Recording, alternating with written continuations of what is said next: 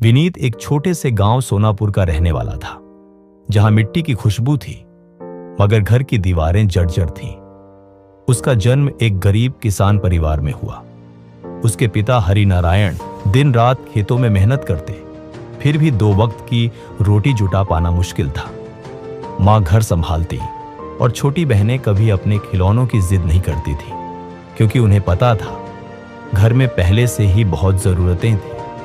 विनीत जब छोटा था तो अक्सर किताबें मांगकर पढ़ता था। स्कूल की फीस भरना भी किसी युद्ध से कम नहीं होता था।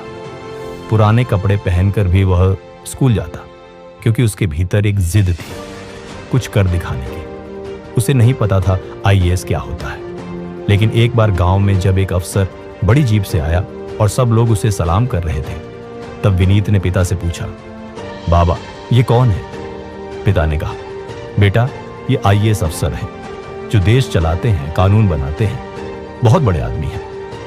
बस उस दिन से विनीत का सपना बन गया, आईएएस बनना है। विनीत पढ़ाई में अच्छा था, लेकिन उसके पास न कोचिंग थी, न गाइडेंस, न सुविधाएं। 10वीं कक्षा में जिले में टॉप किया, फिर इंटरमीडिएट में भी अच्छे अंक लाया।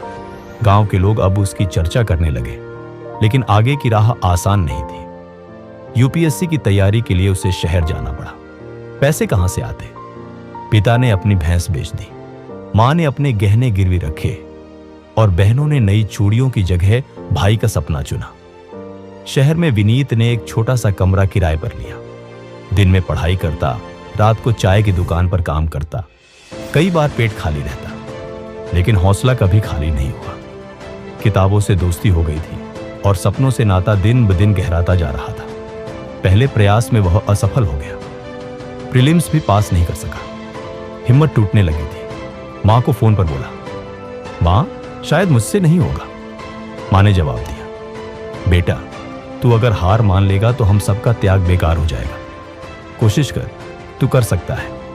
उसने आंसू पोंछे और फिर से तैयारी शुरू की, अब और ज्यादा अनुशासन के साथ। सुबह 4 बजे उठकर पढ़ाई करता, हर विषय को गहराई से समझता और खुद से सवाल पूछता।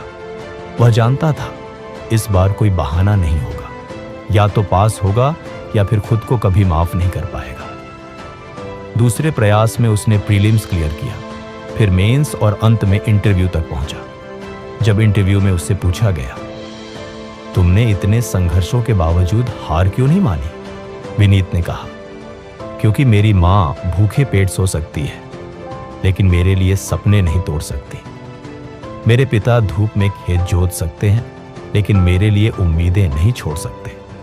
जब उनका विश्वास इतना मजबूत है तो मैं कैसे टूट सकता हूं? उसका जवाब दिल को छू गया। कुछ हफ्तों बाद जब परिणाम आया तो पूरे गांव में खुशी की लहर दौड़ गई। विनीत ने पूरे भारत में 38वीं रैंक हासिल की थी।